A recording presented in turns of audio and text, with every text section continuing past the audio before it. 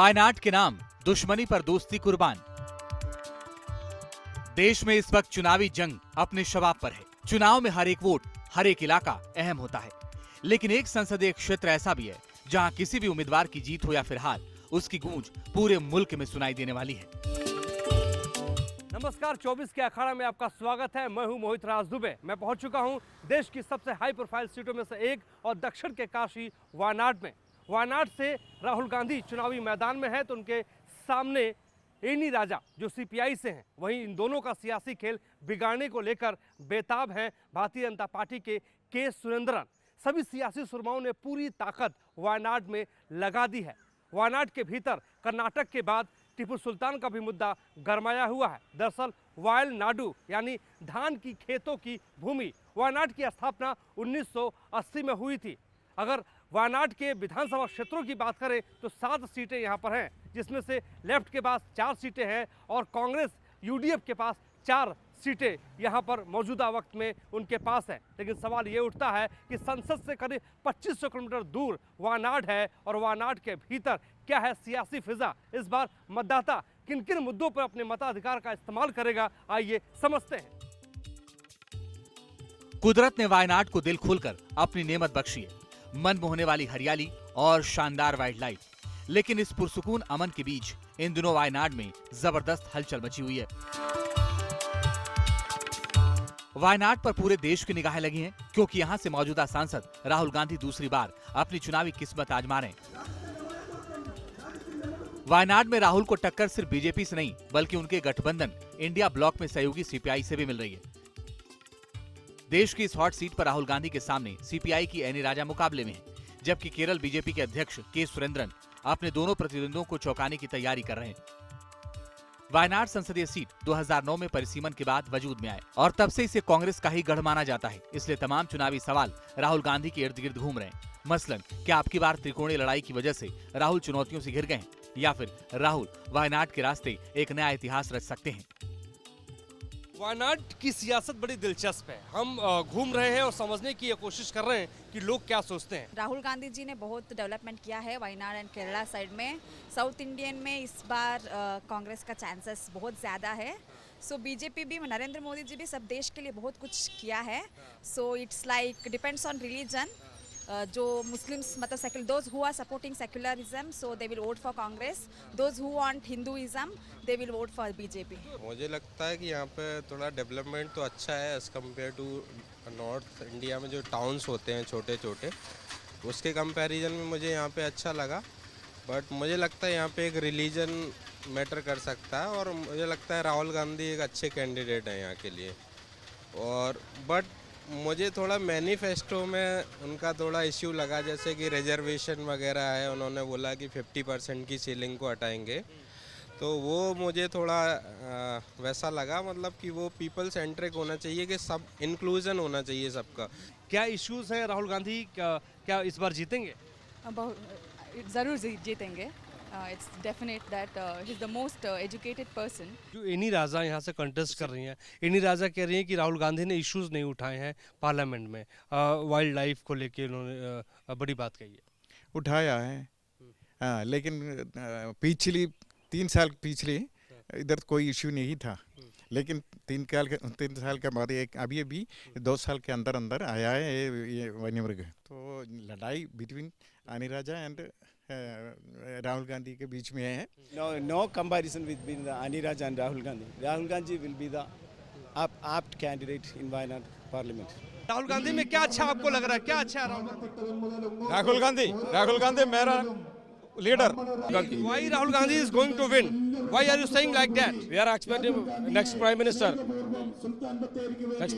India. इस लोकसभा चुनाव में वायनाड के भीतर जंगली हाथियों का बड़ा मुद्दा है और ये मुद्दा इस कदर है कि सभी सियासी दल इसको एड्रेस करने में लगे हुए हैं। दरअसल जंगली हाथी रिहायशी इलाकों में पहुंच जाते हैं और स्थानीय लोगों पर हमला कर देते हैं और इसकी वजह से कई लोगों की मौतें हो चुकी हैं। राहुल गांधी कुछ दिनों पहले जंगली हाथी से एक व्यक्ति की मौत हो गई थी तो उनके घर भी गए थे और इस बार एनी राजा जो सीपीआई की हैं वो लगातार ये मुद्दा उठा रही हैं और कह रही हैं कि इस मुद्दे को राहुल गांधी ने संसद में नहीं उठाया है। बीजेपी के सुरेंद्रम भी इसी मुद्दे को उठाते हुए नजर आ रहे हैं। वायनाड के वोटर्स का मिजाज मुद्दों पर टिका हुआ है, यानी जो उनकी बुनियादी मुश्किलों के समाधान के लिए भरोसेमंद साबित होगा उसे ही जीत नसीब होगी। इनमें बेहतर मेडिकल सुविधा और सड़क के साथ साथ मैन वाइल्ड कॉन्फ्लिक्ट यानी मानव वन्यजीव संघर्ष से निजात भी शामिल है। वायनाड के वोटर्स उम्मीदवारों को लेकर अपनी पसंद जाहिर करते वक्त इन मुद्दों का जिक्र करना कतई नहीं भूलते हैं। मैं आपसे समझना चाहता हूँ कि वायनाड के इश्यूज क्या हैं इस बार। देखिए, वायनाड का इशू तो ये तो बहुत बड़ा टूरिज्म हब है, लेकिन इससे ये अभी बहुत डेवलपमेंट चाहिए।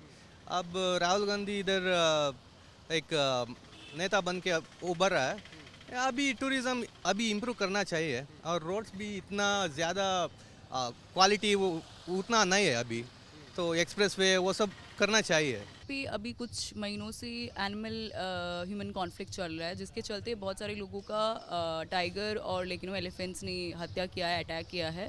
तो प्राइमरी कंसर्न यहाँ की जनता के लिए यही है कि वो एनिमल ह्यूमन कॉन्फ्लिक्ट जो है उसके ऊपर कुछ किया जाए, जिसके लिए यही हो सकता है कि पार्लियामेंट में जो भी जाएगा, जो भी हम लोग चाहेंगे कि एनी राजा जाए, तो वो जाए तो उसके ऊपर ये रखे और एक अमेंडमेंट हो, जो ऑलरेडी एग्जिस्टिंग एक्ट है उसके ऊपर अमेंडमेंट हो।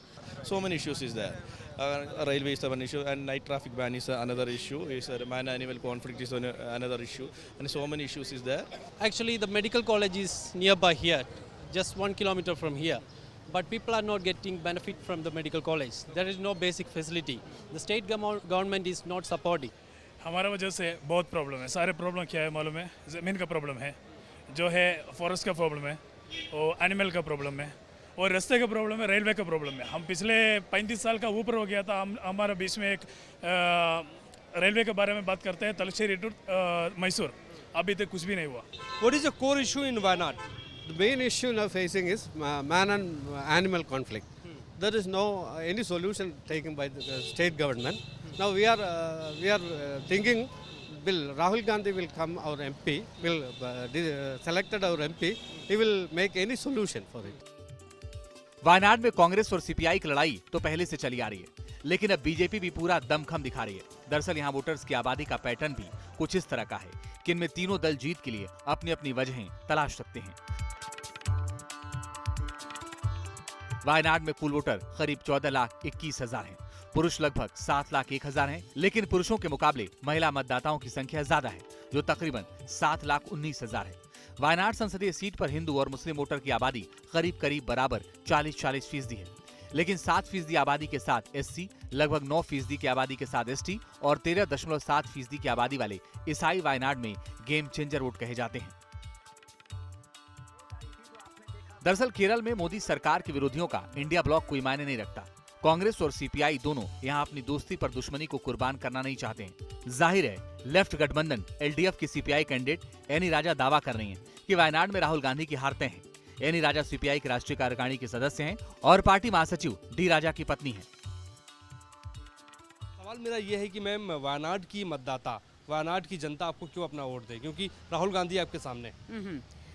तो हमारा एक एजेंडा है, हमारा पोजीशन है, हमारी वामपंथी पार्टियों का। लेफ्ट डेमोक्रेटिक फ्रंट का कैंडिडेट है।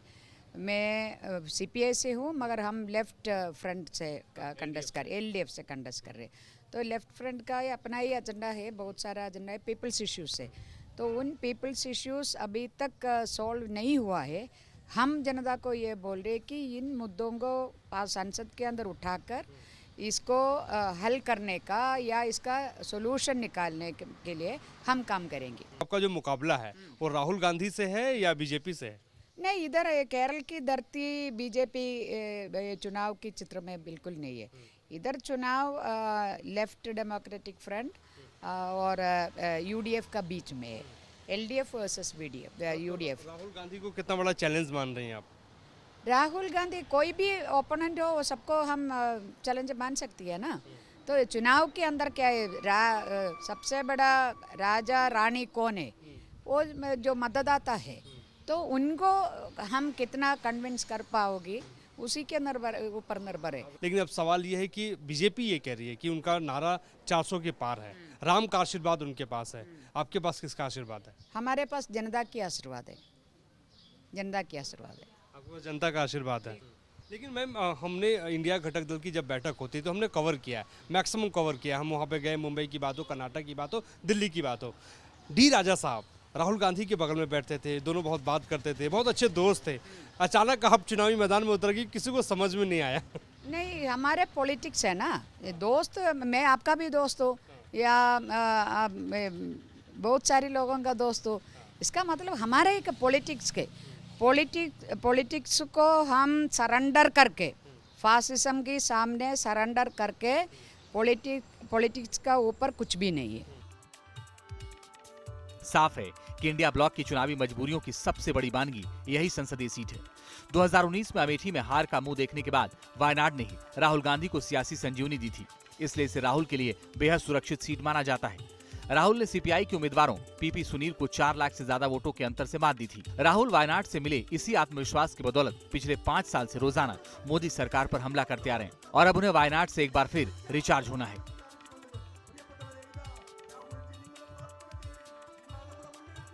मोदी जी का एक इंटरव्यू आया, उन्होंने ये कहा है कि जो बॉन्ड का विरोध करेगा वो पछताएगा, क्या कहेंगे आप?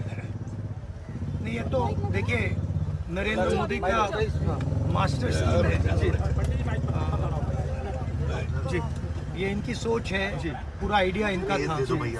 ये कहते हैं कि पॉलिटिक्स में ट्रांसपेरेंसी लाने के लिए किया गया जी। तो अगर ये पॉलिटिक्स में ट्रांसपेरेंसी लाने के लिए किया गया तो इसमें नाम क्यों छुपे थे? जब सुप्रीम कोर्ट ने कहा कि डेटा रिलीज होना चाहिए तो इसको रिलीज होने से कौन रोक रहा था, क्यों रोक रहा था? किन डेट्स पे पैसा दिया गया, किसको दिया गया, जब ये डेटा मांगा गया उसको भी किसने रोका? प्राइम मिनिस्टर का विजन है, इसको स्ट्रीट लेवल पे एक्सटॉर्शन कहा जाता है, हफ्तेबाजी कहा जाती है। ये हिंदुस्तान का सबसे बड़ा हफ्तेबाजी का स्कीम है और ये प्रधानमंत्री ने कंसेप्चुलाइज किया है। कांग्रेस समर्थक राहुल की जीत को लेकर पूरे भरोसे में हैं। लेकिन बीजेपी ने भी राहुल के खिलाफ वायनाड में केरल के अपने सबसे बड़े ट्रम्प कार्ड के सुरेंद्रन पर दांव लगा दिया है। केरल में बीजेपी पैर जमाने की हर मुमकिन कोशिश कर रही है, इसलिए खुद पीएम मोदी ने यहां प्रचार के साथ साथ पलटवार की कमान भी संभाल रखी है। कांग्रेस के जो शाहजादे हैं उन्हें भी वायनाड में संकट दिख रहा है। शाहजादे और उनकी टोली 26 अप्रैल को वायनाड में वोटिंग का इंतजार कर रही है।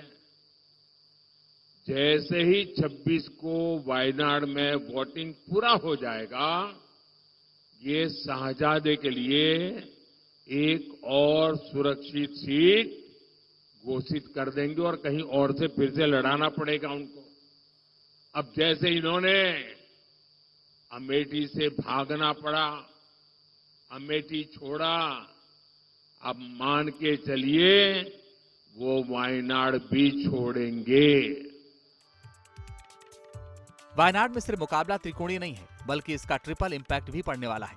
राहुल का सियासी भविष्य, कांग्रेस का अस्तित्व और ब्रांड मोदी के मुकाबले विपक्षी नेतृत्व। लौह कुश की जन्मभूमि और दक्षिण के काशी वायनाड में मुकाबला दिलचस्प है। राहुल गांधी दम भर रहे हैं कि उनके अलावा कोई जीत नहीं सकता, लेकिन एनी राजा और के सुरेंद्रन लगातार राहुल गांधी को घेरने में लगे हुए हैं। 24 के अखाड़ा में हमने आपको वायनाड से बताया कि जनता किन मुद्दों पे अपने मताधिकार का इस्तेमाल करने वाली है। हमारे सहयोगी सुभाष चंद्र के साथ मुझे वायनाड से दीजिए इजाजत। नमस्कार।